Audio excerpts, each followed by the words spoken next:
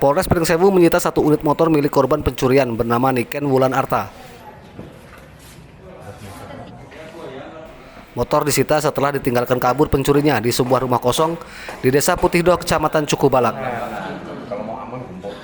Setelah dilakukan serangkaian penyelidikan di sana, namun pelaku belum dapat ditemukan, namun motor korban berhasil didapat di sebuah rumah kosong di Putihdoh, Kecamatan Cukubalak.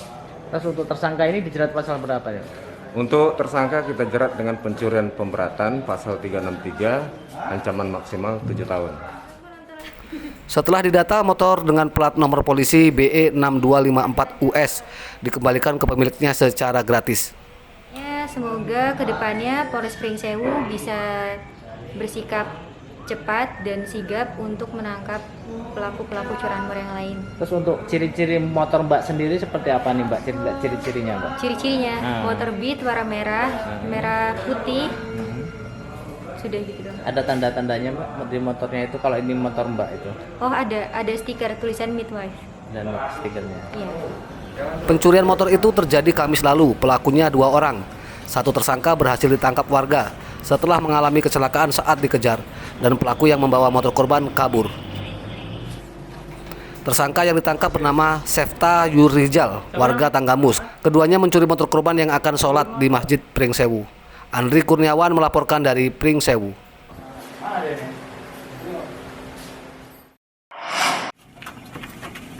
Komisi Perlindungan Anak Indonesia atau KPAI Lampung meminta tersangka yang mencabuli 14 murid SD di pesisir barat dihukum kebiri.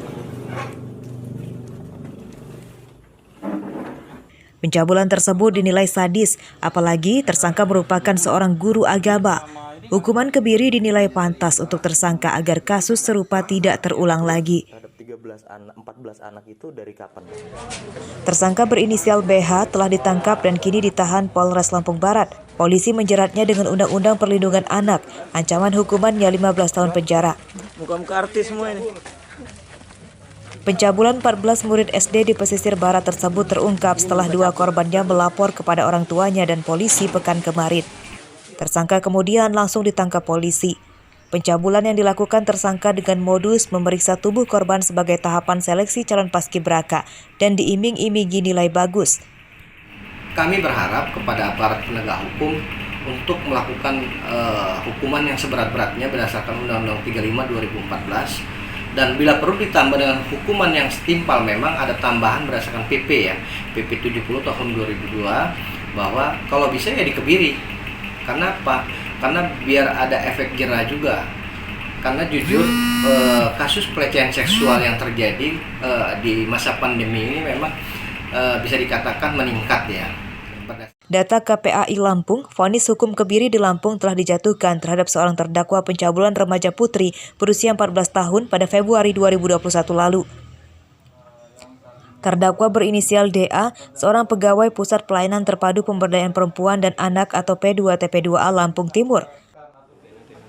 Korban perkosaan itu kembali diperkosa oleh terdakwa saat menjadi kliennya. Vonis hukuman kebiri tersebut pertama kalinya di Lampung. Arsadi Saputra melaporkan dari Bandar Lampung. Terakhir dia melakukan di rumah.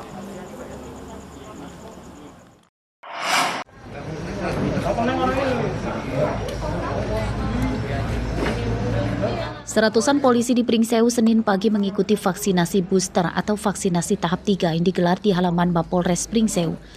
Vaksinasi booster menggunakan vaksin jenis Pfizer.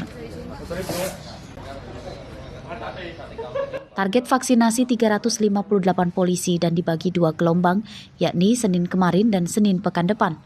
Mereka didahulukan divaksin karena rentan tertular sebab setiap hari banyak berinteraksi dengan masyarakat. Untuk teknisnya kami bagi 2 pelaksanaannya supaya kalaupun nanti ada anggota yang demam, tugas-tugas kepolisian masih bisa terlaksana. Jadi kita jadwalkan lagi nanti gelombang 2 untuk dosis tahap 3 adalah di hari Senin. Aparat keamanan, tenaga kesehatan dan pegawai pemerintah didahulukan divaksin booster. Untuk masyarakat yang telah vaksin 2 kali, nantinya diminta tetap melakukan vaksinasi tahap 3 dengan interval 6 bulan dari waktu disuntik vaksin kedua. Andri Kurniawan melaporkan dari Pringsewu.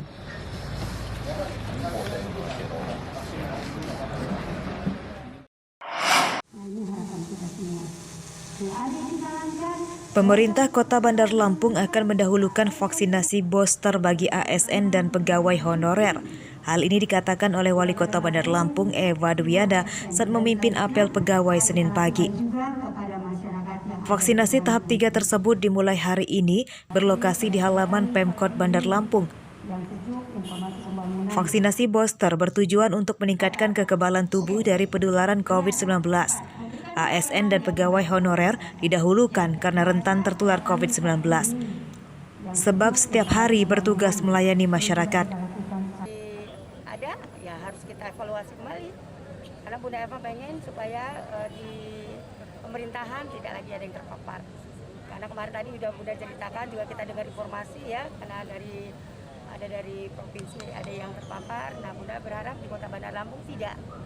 Maka nanti sebentar lagi kita akan melakukan vaksinasi ketiga untuk para ASN dan juga honor, dan selanjutnya kepada seluruh masyarakat yang ada di Kota Bandar Lampung secara bertahap. Pada tahap pertama vaksinasi booster, Dinas Kesehatan Bandar Lampung akan menyediakan 500 dosis. Vaksinasi booster bagi pegawai ASN dan pegawai honorer di Bandar Lampung ditargetkan selesai akhir pekan ini, yang kemudian dilanjutkan bagi masyarakat. Jeffrey Arifin melaporkan dari Bandar Lampung.